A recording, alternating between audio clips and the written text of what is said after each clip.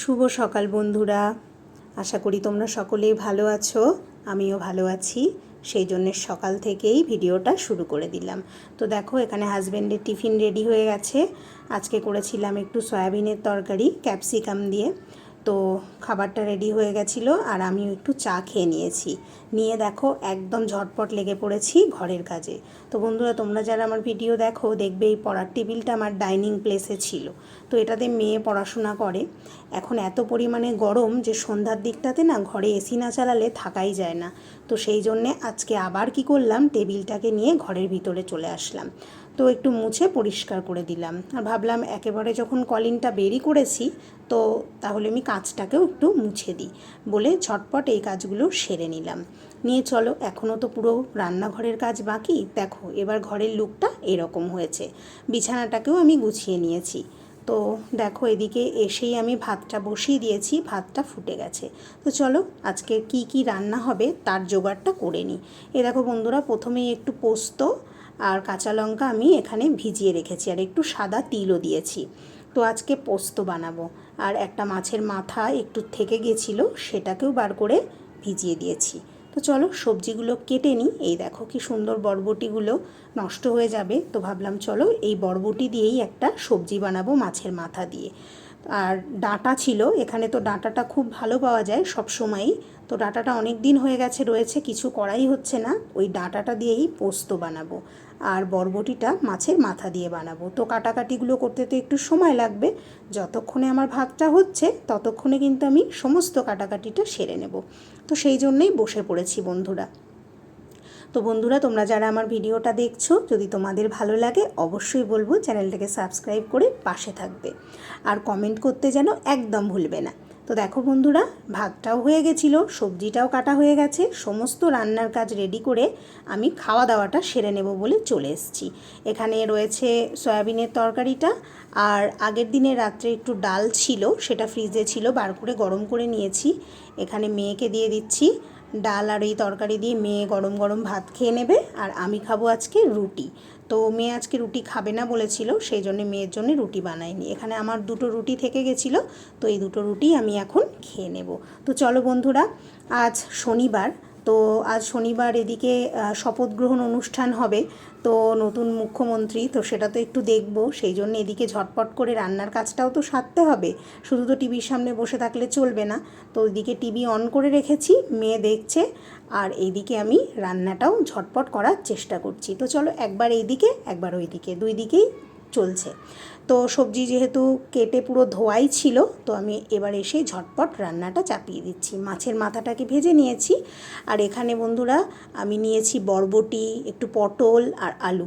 তো চলো এটাকে আমি দিয়ে দিই। আমি একটু শুকনো লঙ্কা আর 5 ফোড়নে দিয়েছি, দিয়ে সবজিটাকে দিয়ে দিলাম। আমি এমনিতেই মানে এই সমস্ত নর্মাল সবজিগুলোতে না বন্ধুরা বেশি কোনোই মশলা ব্যবহার করি না, আর খুবই নর্মালভাবেই বানাবো। তো মাছের মাথাটা যেহেতু ভাজা আছে আর বরবটিটা একটু সিদ্ধ হতে তো সময় নেয়, তো এটাকে কিন্তু ওই একটু মিডিয়াম আছে একটু ঢাকা চাপা দিয়েই আমাকে রান্না করতে হবে। তো সেই জন্য একভাবে দাঁড়িয়ে না থেকে দেখো আমি চশমাও পরে চলে এসেছি আবার রান্না করতে করতে। তোমরা হয়তো ভাববে কেন চশমা পরে চলে এসছে, ওই যে টিভির সামনে গেছিলাম, তো চোখে যেহেতু পাওয়ার আছে, টিভি দেখতে হলে তো একটু চশমা পরতেই হবে, না হলে তো এমনিই মাথা ধরে যাবে। তো সেই জন্যে মাঝে মাঝে ওইদিকে যাচ্ছি, এদিকে ঢাকা দিয়ে আবার রান্নাঘরে চলে আসছি। তো চলো এই করে করেই সময়টা কাটাচ্ছি আর কি, কিচ্ছু করার নেই।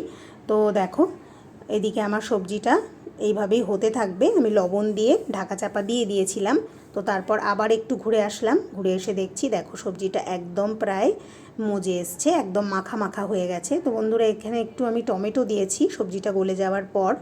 আর এর মধ্যে মশলা বলতে আমি শুধু একটু দেব ভাজা জিরের গুঁড়ো, যখন একদম তরকারিটা প্রায় হয়ে আসবে। তো যেহেতু মাছের মাথা দিয়েছি, মাছের মাথা এমনিতেই যে কোনো সবজিতে পড়লে বিশেষ কিছু আর লাগে না। তো আমাদের এটা খুবই ভালো লাগে, যে কোনো সবজিতে একটু মাছের মাথা দিয়ে একটু বেশ মাখা মাখা করে এই সমস্ত চচ্চড়িগুলো খেতে কিন্তু দারুণ লাগে। তো দেখো আমি এখানে পুরো ভালো করে একদম কষে রেডি করে নিয়েছি, আর দেখে নিলাম চেক করে যে গলেও গেছে। আর বিশেষ জল ঠল দেবো না, এবার আরেকটু ঢাকা চাপা দিয়ে রাখলেই আমার সবজিটা রেডি হয়ে যাবে। তো দেখো বন্ধুরা, এই সবজিটা হয়ে গেলেই যেহেতু আমি পোস্তটা বানাবো, তো সেই জন্য এখানে যেহেতু আমি পোস্তটা অনেক আগে একটু ভিজিয়ে রেখেছিলাম, তো সেটাকে আমি একটু পেস্ট করে নিচ্ছি।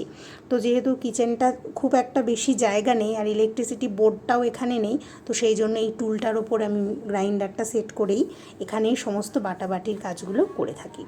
তো দেখো এখানে করে নিলাম। কি করা যাবে বলো বন্ধুরা, নিজের বাড়ি হলে হাতের কাছে সব কিছু করে নেওয়া যায়, তো যেহেতু ভাড়ার বাড়ি একটু অসুবিধা হলেও সব কিছু মানিয়ে গুছিয়ে নিয়েই করতে হবে। তো দেখো ফাইনাল লুকটা, সবজিটা একদম রেডি।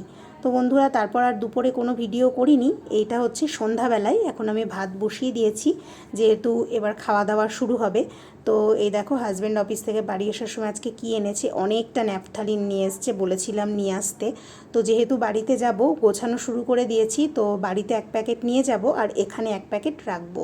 যেহেতু অনেক দিন পর পর যাই, তো ওখানে একটু জামা কাপড়গুলোতে ন্যাপথালিন না দিয়ে আসলে মানে একটা কেমন গন্ধ হয়ে যায়, তো সেই জন্যেই এতটা ন্যাপথালিন আনা হয়েছে। তো দুপুরে যেহেতু তোমাদের খাবারগুলো দেখানো হয়নি, তো এই দেখো সবজি আমি আর মেয়ে খাওয়ার পর যেটুকু আছে আমাদের হয়ে যাবে ভালোভাবেই। আর এই যে বন্ধুরা পোস্তটা আমি গরম করে এনে আবার ঢাকা চাপা দিয়ে রেখে দিয়েছি, এই দেখো। তো চলো, আর এবার একটা ডিমের অমলেট বানাবো বেশ মোটা করে, মানে 2টো ডিম দিয়ে বেশি করে পেঁয়াজ লঙ্কা দিয়ে, সেইটাই আমি শুরু করে দিয়েছি কিচেনে এসে। এই দেখো খুব সুন্দর করে এবার একটা ডিমের অমলেট করে নেব, নিয়ে খেতে বসে যাব। তো এই ছিল আজকের পুরো দিনের টুকিটাকি। যদি ভালো লাগে অবশ্যই পাশে থেকো, সকলে সুস্থ থেকো। এই দেখো এই অমলেটটা না বন্ধুরা 2টো ডিম দিয়ে একসাথে করলে বেশ মোটা হয়, তো আর খেতে কিন্তু খুব ভালো লাগে। আমি ওদিকে সব রেডি করে ফেলেছি, এটা ভেজে নিয়েই আমি খেতে বসে যাব, মানে সবাইকে খেতে দিয়ে আমিও বসে যাব। তো চলো, আর বেশি বড় করব না ভিডিওটা, এবার সুন্দর করে অমলেটটা করে নিই।